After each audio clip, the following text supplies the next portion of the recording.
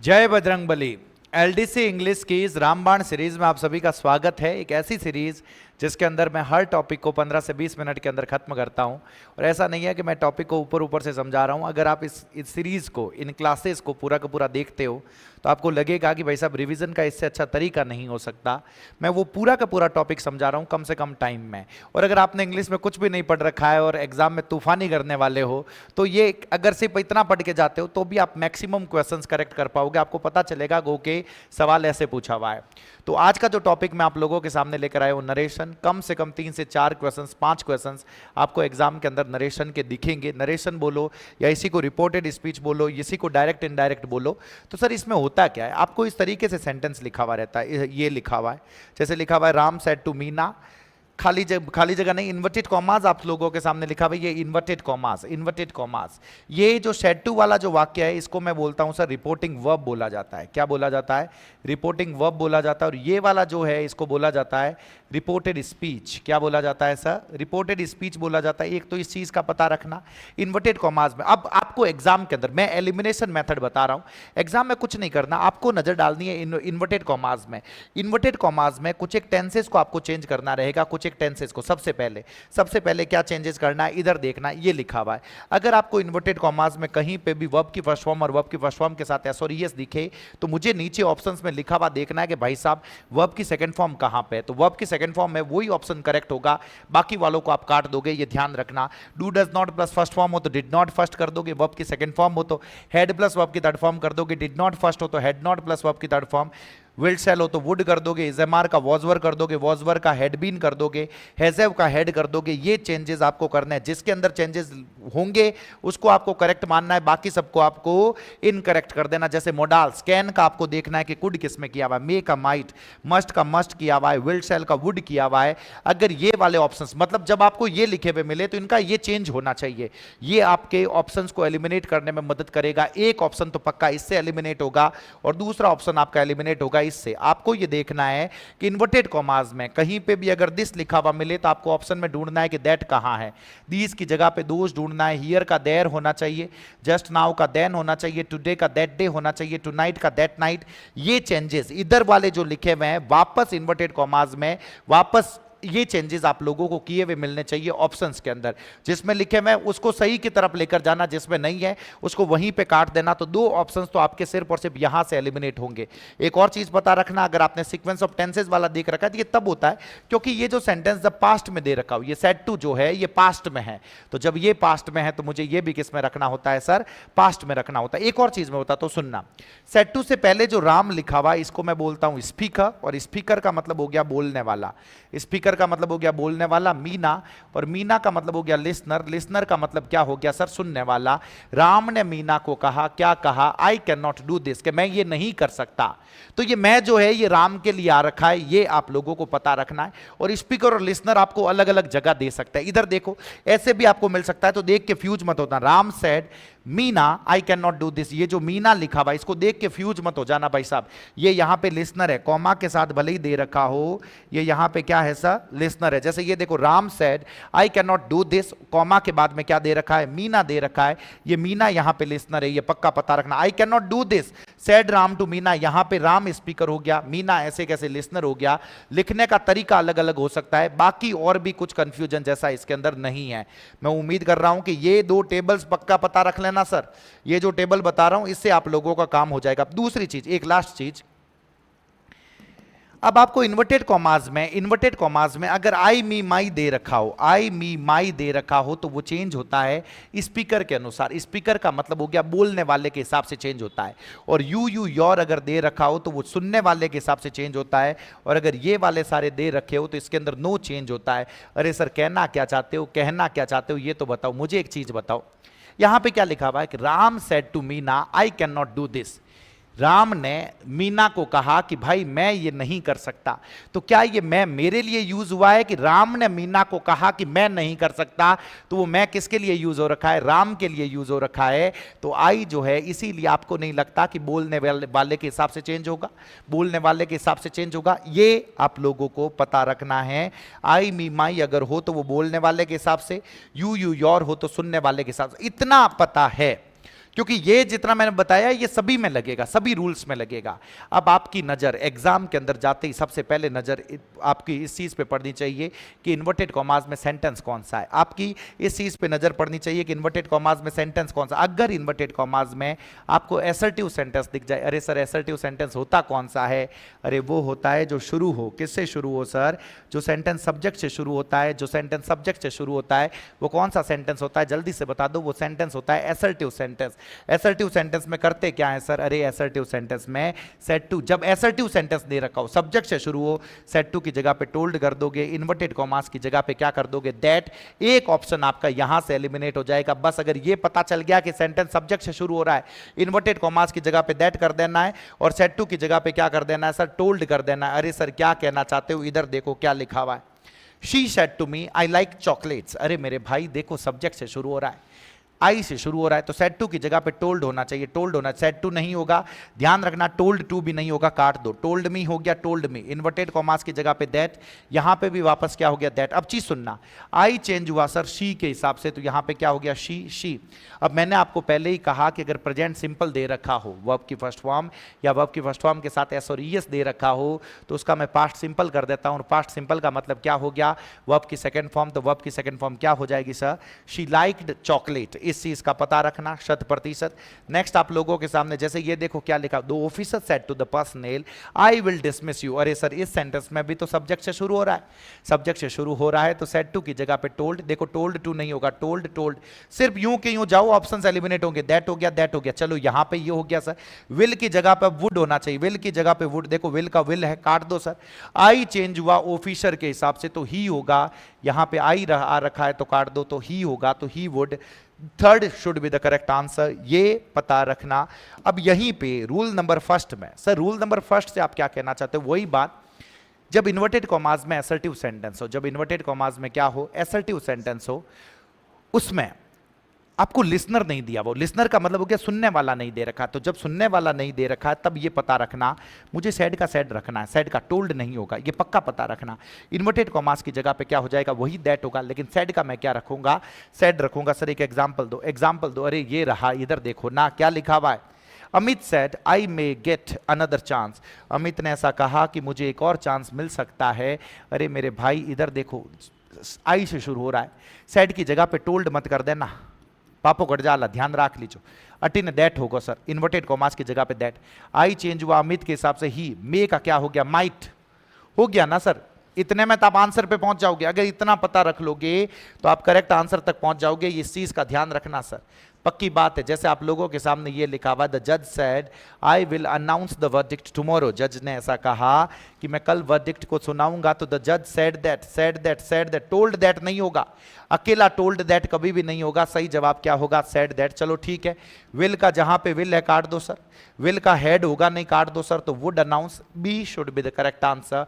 Options को eliminate करना है, एलिमिनेट करोगे सही आंसर तक पहुंचोगे, ये बात पक्की है, 100% है। नेक्स्ट आप लोगों को ये पता रखना है कि भाई साहब अगर इन्वर्टेड कॉमास के अंदर इंटरोगेटिव सेंटेंस हो जाए, आपका काम ही यही है, आपको देखना है कि इन्वर्टेड कॉमास में सेंटेंस कौन सा दे रखा है। सबसे पहले जो दो टेबल्स मैंने बताई वो पता रख लोगे, जैसे ही वो पता रख ली अब आपकी नजर यही पड़नी है कि इन्वर्टेड कॉमास में सेंटेंस कौन सा है, बस ये पता रखना। अब जैसे ही इन्वर्टेड कॉमास में मेरे भाई इंटरोगेटिव सेंटेंस हो जाए, अरे सर ये इंटरोगेटिव सेंटेंस होता कौन सा है, इंटरोगेटिव सेंटेंस हेल्पिंग वर्ब से शुरू होता है, मोडाल वर्ब से शुरू होता है। इधर देखो हेल्पिंग वर्ब से शुरू हो रहा है, मोडाल से शुरू हो रहा है, फिर सब्जेक्ट, फिर मेन वर्ब है, ऑब्जेक्ट है, क्वेश्चन मार्क है।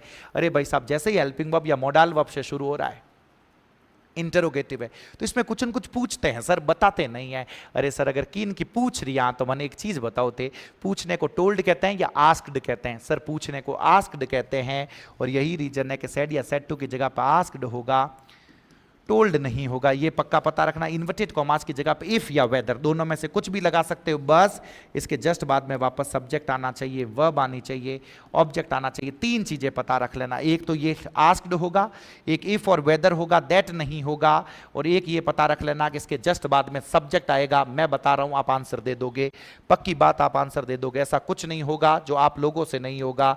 ये देखो क्या लिखा हुआ, शी सेड टू मी, उसने मुझसे ये कहा, have you finished your homework, क्या आपने अपना होमवर्क फिनिश कर दिया है, तो क्या होगा जल्दी से बता दो। आस्क्ड मी, टोल्ड मी नहीं होगा, दैट नहीं होगा, इफ अब बताओ सब्जेक्ट आना चाहिए, तो यू मी के हिसाब से आई। हैव का मेरे भाई हैव नहीं होगा, हैड फिनिश्ड। तो सही जवाब क्या होगा, A should be the correct answer. मैं उम्मीद कर रहा हूं आप लोगों को पता चला है, समझ में आया है। ये अच्छा सवाल है और इसीलिए मैं बता रहा हूं। इधर देखो, he said to me do you own this beautiful car. अरे मेरे भाई, सेड टू की देखो हेल्पिंग वर्ब से शुरू हो रहा है सर, हेल्पिंग वर्ब से इंटरोगेटिव। सेड टू की जगह पर आस्क्ड। ध्यान रखना आस्क्ड टू कभी भी नहीं होता, आस्क्ड टू मी गलत है, आस्क्ड मी। वापस डिड आएगा नहीं सर, या तो इफ आना चाहिए, इफ और दैट और इफ, वैसे भी नहीं होगा इफ, वापस सब्जेक्ट। और एक ये पता रखना, डू और वर्ब की फर्स्ट फॉर्म हो तो उसकी जगह पे वापस हम चेंज करते टाइम वर्ब की कौन सी फॉर्म कर देते हैं, सेकंड फॉर्म कर देते हैं। ये इंपॉर्टेंट चीज बता रहा हूं, do plus subject plus V1 हो तो वापस में क्या कर देता हूं, वर्ब की सेकंड फॉर्म। चलो सर ये पता चल गया कि ये देख लो क्या लिखा हुआ, I said to him will you go to Chandigarh, क्या तुम चंडीगढ़ जाओगे। वापस देखो ना सर, सेड टू होगा नहीं, आस्क्ड आस्क्ड आस्क्ड क्योंकि मॉडल से स्टार्ट हो रहा है। वुड होगा नहीं, इफ वापस सर वुड नहीं, वुड ही नहीं होगा, ही वुड होगा, वापस सब्जेक्ट आना चाहिए। तो second one should be the correct answer. अब यही अभी भी इंटरोगेटिव सेंटेंस ही है सर। तो अभी कौन सा इंटरोगेटिव है सर, अभी इंटरोगेटिव है जिसमें WH वर्ड से स्टार्ट होता है। WH वर्ड से स्टार्ट हो रहा है, इधर देखो यही हेल्पिंग वर्ब से पहले क्वेश्चन वर्ड लिखा हुआ है। हेल्पिंग वर्ब से जस्ट पहले क्या लिखा हुआ है सर, क्वेश्चन वर्ड लिखा हुआ है। क्वेश्चन वर्ड हो गया, हेल्पिंग वर्ब होगी, फिर सब्जेक्ट है, फिर मेन वर्ब है, ऑब्जेक्ट है। तो सर क्वेश्चन वर्ड से स्टार्ट हो रहा है तो इसमें हम कोई चीज पूछेंगे या बताएंगे। अरे सर क्वेश्चन वर्ड हरू हो रही है तो आपने तो पूछा ला नहीं सर, तो पूछ ही रहे हैं। तो इसका मतलब ये देखो, सेड या सेड टू की जगह पे आस्क्ड होगा, इन्वर्टेड कॉमास की जगह पे क्वेश्चन वर्ड होगा। अगर इफ लिखा हुआ मिले गलत है, दैट लिखा हुआ मिले गलत है। और थर्ड नंबर पे जो चीज बता रहा हूं इसके जस्ट बाद वापस सब्जेक्ट आएगा, जस्ट बाद सब्जेक्ट। इतना पता रख लेना, काम होगा, पक्का काम होगा, ये ध्यान रखना। वापस सब्जेक्ट आएगा, जे बात सर कहना क्या चाहते हो, इधर देखो ना। She said to him, where can I find this book? उसने उससे कहा, पूछा कि मेरे को ये किताब कहाँ मिल सकती है, कट्टे मना किताब मिल सके। तो क्या होगा जल्दी से बता दो, asked him, asked him, asked him, asked him। where का where रहेगा, if where नहीं होगा, ये ध्यान रखना, where। अब एक चीज देखना, पहली बात तो कैन नहीं रहेगा तो ये वैसे भी कट गए, वापस सब्जेक्ट और कैन का कुड हो जाएगा। तो सही जवाब क्या होगा, A should be the correct answer, A should be the correct answer. ये देखो ना, the doctor said to the patient, why are you not taking your medicine? The doctor said to the patient, the doctor said to the patient, why are you not taking your medicine? The doctor asked the patient, asked कर दिया sir क्योंकि WH word से start हो रहा है, यहां तक कोई दिक्कत नहीं। अब यहां पे बीच में देखो, डेट और वाई साथ में नहीं आते तो काट दो, इफ और वाई साथ में नहीं आते काट दो, वाई वापस सब्जेक्ट आना चाहिए, वापस सब्जेक्ट, वापस हेल्पिंग वर्ब बार रखी है, काट दो। सही जवाब कौन सा होगा, D should be the correct answer. मैं उम्मीद कर रहा हूं आप लोगों को पक्का पता चल रहा है, 100% समझ में आ रहा है सर। अब नेक्स्ट मैं आप लोगों को बताता हूं, अब यही एक्सक्लेमेटरी सेंटेंस हो जाए। सर एक्सक्लेमेटरी सेंटेंस होते कौन से हैं, यही वॉट और हाउ से स्टार्ट होंगे। तो सर वो भी वॉट और हाउस है, ये भी वॉट और हाउस है। फर्क सिर्फ ये है कि ये जो वॉट और हाउस से स्टार्ट होते हैं सर, तो इसमें सबसे लास्ट में आपको पहले सब्जेक्ट मिलता है, फिर हेल्पिंग वर्ब मिलती है। पहले सब्जेक्ट है, फिर हेल्पिंग वर्ब है। उसमें हम कुछ पूछते हैं, इसमें हम या तो तारीफ करते हैं या सरप्राइज दिखाते हैं, खुशी दिखाते हैं। अलग अलग तरीका है बोलने का। आपने किसी को देख के कहा, हाउ ब्यूटीफुल यू आर, भाई साहब तुम कितनी सुंदर हो, तो आप पूछ नहीं रहे हो, आप सरप्राइज एक्सप्रेस कर रहे हो, जॉय एक्सप्रेस कर रहे हो। तो वो जो सेंटेंसेस होते हैं वो एक्सक्लेमेटरी होते हैं। वाटर हाउस से स्टार्ट होता है लेकिन पहले सब्जेक्ट और फिर हेल्पिंग वर्ब और सबसे पीछे आपको एक्सक्लेमेशन मार्क लिखा हुआ मिले तो सेड या सेड टू की जगह पे एक्सक्लेम्ड, इन्वर्टेड कॉमास की जगह पे दैट, और दैट के बाद में वापस क्या आएगा, एसर्टिव सेंटेंस। और इस एसर्टिव सेंटेंस को वापस मैं सब्जेक्ट से शुरू करूंगा और व्हाट और हाउ की जगह पे क्या लगा दूंगा, वेरी। सर कैसे, ये देखो, she said what a beautiful dress it is. अरे मेरे भाई ये ड्रेस कितनी सुंदर है, कितनी हाकरी ड्रेस है। तो देखो पूछ थोड़ी रहे sir, exclaimed that, exclaimed if नहीं, प्रपोज्ड दैट नहीं, यहां तक तो पहुंच गए। अब सुनना, इट इज दे रखा है तो वापस यहां पे आएगा तो इट वॉज होगा ना सर, क्योंकि सब्जेक्ट से शुरू होगा। इसमें देखो, इसमें और उसमें फर्क ही है, वहां हेल्पिंग वर्ब पहले आती है इंटरोगेटिव में, यहां सब्जेक्ट पहले आएगा फिर हेल्पिंग वर्ब आएगी। और इट इज का क्या हो गया, इट वॉज। तो B should be the correct answer. मैं उम्मीद कर रहा हूं पता चल रहा है। ये देखो क्या लिखा हुआ है, she said how lucky I am, अरे भाई साहब मैं कितो लकी हूं कि थान लोगा ने पढ़ा पा रही हूं, मारो नसीब कि मैं मने थाने पढ़ाऊ ने मिल रही है। She said how lucky I am, देखो इंटरोगेटिव नहीं है, पहले सब्जेक्ट है फिर हेल्पिंग वर्ब है। एक्सक्लेम्ड होगा, टोल्ड होगा नहीं, अरे भाई साहब बाकी के वैसे भी गलत है। आई एम पहले आएगा तो शी वॉज वेरी लकी होगा। एक ये टेबल घोट लो, यूं के यूं एक सवाल दिखेगा, अगर इन्वर्टेड कॉमास में कहीं पे भी अलास और ओह दिख रहा है मतलब दुख की बात है, आह और हुर्रे दिख रहा है मतलब खुशी की बात है, जॉय, फाई और यू दिख रहा है मतलब डिस्गस्ट, घिन आने की बात है। भाई साहब केड़ी बात कर दी है, तो ऐसा करके कुछ है। वाव लिखा हुआ दिख रहा है तो सरप्राइज की बात है। ब्रेवो लिखा हुआ दिख रहा है तो अप्लॉज की बात है। अप्लॉज करना होता है तारीफ, शाबाश जिसे हम बोलते हैं। ये ऊपर वाले शब्द पक्के पता रखना, क्योंकि जब आपको ये दे रखे होंगे तो ये हट जाएंगे, लेकिन सेड या सेड टू की जगह पे आपको चेंजेस ऐसे ही करने हैं। Exclaimed with sorrow, joy, discussed that. Virat said to the players alas we lost the match. Virat ने प्लेयर से कहा कि अरे यार हम मैच हार गए। तो अरे यार विराट ने ऐसा थोड़ी कहा यस हम मैच हार गए, या दुख की बात है। अरे सर दुख की बात है तो मुझे क्या करना है। Virat exclaimed with sorrow that we lost the match, तो वी चेंज हुआ तो वी का क्या हो जाएगा, they had lost the match. Lost का क्या हो जाएगा, हैड लॉस्ट। वी की भी ये गणित है सर, सुनना। जब इसमें हम शामिल होते हैं तो वी का वी रखते हैं। जैसे विराट ने मुझे कहा कि हम मैच हार गए, तो इस हम में मैं भी शामिल हूं, तो वी को मैं दे में चेंज नहीं करूंगा। लेकिन विराट ने प्लेयर्स को कहा कि हम मैच हार गए, तो हम में तो वही शामिल हो गए, मैं थोड़ी हूं। तो वी का मुझे क्या करना पड़ेगा, दे करना पड़ेगा। जे बा कहीं नहीं रुकोगे। ये देखो क्या लिखा, the captain said hurray our team has won the championship trophy. खुशी की बात है ना। Exclaimed with joy, exclaimed with joy, exclaimed with joy, exclaimed in joy होगा नहीं, ये नहीं होगा। With joy that, that has won होगा नहीं सर, तो had won should be his team has won, had won the championship trophy. मैं उम्मीद कर रहा हूं कि आप लोगों को पता चला है। नेक्स्ट आता है आप लोगों के सामने, अगर इन्वर्टेड कॉमास में आपको लिखा हुआ मिले, कौन सा सेंटेंस लिखा हुआ मिले, इंपेरेटिव। सर हम गरीबड़ों को ये नहीं पता कि इंपेरेटिव सेंटेंस होता कौन सा है। अरे मेरे भाई इंपेरेटिव सेंटेंस का मतलब है कि इसके अंदर सब्जेक्ट नहीं होता। क्या नहीं होता सर, सब्जेक्ट नहीं होता। और इंपेरेटिव सेंटेंस जो है, इंपेरेटिव सेंटेंस जो है सब्जेक्ट तो होता नहीं है, V1 से स्टार्ट होता है या फिर डोंट प्लस V1 से, या तो V1 से स्टार्ट होता है या फिर किससे स्टार्ट होता है, डोंट प्लस V1 से। आप किसी को ऑर्डर देते हो ये काम करो, ये काम मत करो, तो शुरू में सब्जेक्ट मिलेगा ही नहीं, शुरू ही V1 से होगा। तो सेड या सेड टू की जगह पे ऑर्डर्ड होगा, रिक्वेस्टेड होगा, एडवाइज्ड होगा, आस्क्ड होगा।